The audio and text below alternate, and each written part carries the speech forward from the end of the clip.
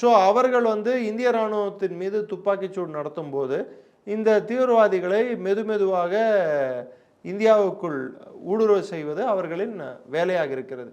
நான் உங்களை பார்த்து சுட்டுட்டு இருப்பேன், நீங்க என்ன பார்த்து சுட்டு இருப்பீங்க, உள்ள விடுறது.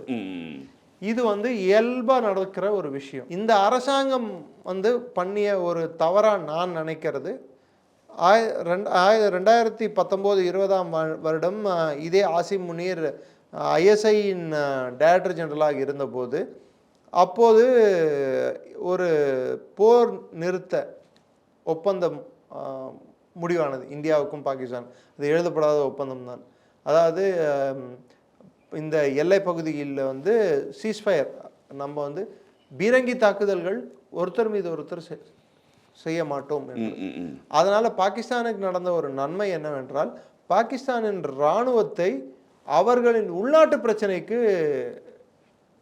யூஸ் பண்ணிக்கிறதுக்கு நம்ம வழிவகுத்தோம். கைபர் பக்துவன்வால பலூச்சிஸ்தானில் நடக்கக்கூடிய பிரச்சனைகளுக்கு அவங்க வந்து அந்த இராணுவத்தை மூவ் பண்ண முடிஞ்சது. ரேஞ்சர்ஸ், பாகிஸ்தான் ரேஞ்சர்ஸ் எடுத்துகிட்டு வந்து இங்கே வச்சாங்க.